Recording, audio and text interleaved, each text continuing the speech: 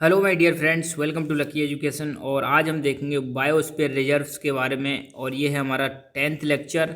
हम पढ़ रहे हैं क्लास 10th की साइंस राजस्थान बोर्ड की, और जिसमें चैप्टर नंबर 12 चल रहा है हमारा मेन नेचुरल रिसोर्सेज। तो शुरुआत करते हैं बायोस्फीयर रिजर्व के बारे में। सबसे पहले हम देखेंगे बुक में क्या लिखा हुआ है।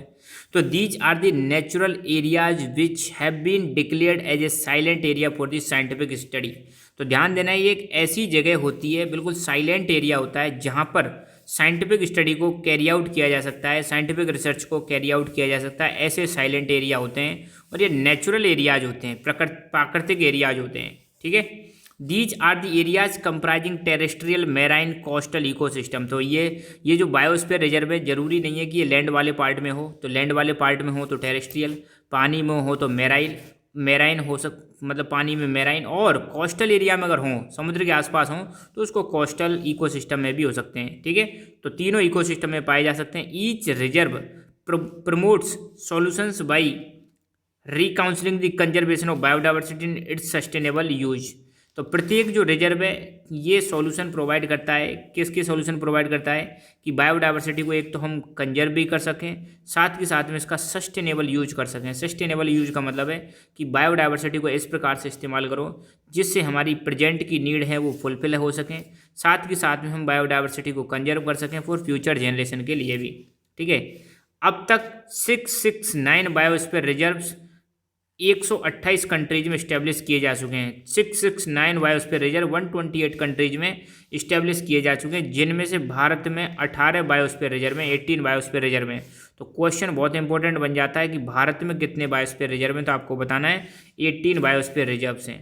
भारत का जो पहला बायोस्फीयर रिजर्व था वो बना था 1986 नीलगिरी बायोस्फीयर रिजर्व। नीलगिरी जो कि साउथ इंडिया में, केरल और कर्नाटक में। ठीक है ना। तो ये बायोस्फीयर रिजर्व में पहला है ग्रेट निकोबार बायोस्फीयर रिजर्व, जो कि अंडमान निकोबार आइलैंड्स में है। काजीरंगा और मानस, ये दो बायोस्फीयर रिजर्व जो कि आसाम में है। नीलगिरी बायोस्फीयर रिजर्व ये आपका कर्नाटका और केरला में आता है। नंदा देवी ये उत्तर प्रदेश में नहीं, उत्तराखंड में है। सुंदरबन ये आपका वेस्ट बंगाल में मिलेगा। कान्हा बायोस्फीयर रिजर्व ये आपको मध्य प्रदेश में देखने को मिलेगा, और थार डेजर्ट आपको राजस्थान में देखने को मिलेगा। तो ग्रेट निकोबार बायोस्फीयर रिजर्व कहाँ पर है? ये अंडमान निकोबार में है ये। दूसरा काजीरंगा बायोस्फीयर रिजर्व ये आपको आसाम में देखने को मिलेगा। यहाँ पे वन हॉर्न राइनोसेरोस पाए जाते हैं, एक सींग वाले गैंडे पाए जाते हैं। मानस बायोस्फीयर रिजर्व ये भी आपको आसाम में देखने को मिलेगा। नीलगिरी बायोस्फीयर रिजर्व ये आपको कर्नाटक और केरल में देखने को मिलेगा। नंदा देवी बायोस्फीयर रिजर्व आपको उत्तराखंड में देखने को मिलेगा, बुक में जो कि गलत लिखा हुआ उत्तर प्रदेश। ठीक है, ये चीज़ आप करेक्ट कर लेना।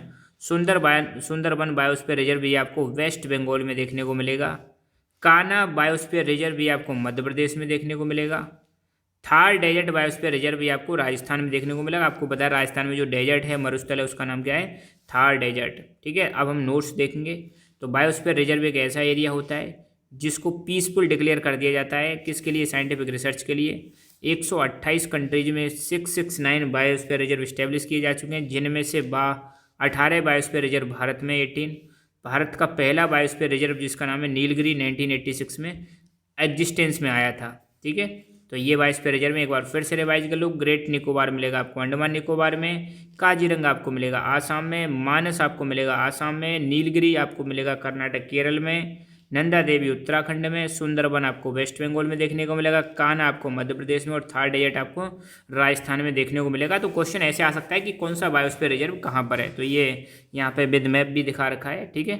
ये साइंस का कोर्स की डिटेल है। आपको क्लास 10th का साइंस का कोर्स हमारा लकी एजुकेशन ऐप पर अवेलेबल है, बहुत ही अफोर्डेबल प्राइस पर। और ये इसके फीचर्स हैं, आप इनको एक बार देखें, ऐप पर जाकर विजिट करें, पहले डेमो वीडियोज़ देखें, फिर आगे बढ़ें आप। ठीक है। So thank you so much. Keep learning, keep enjoying, and God bless you all.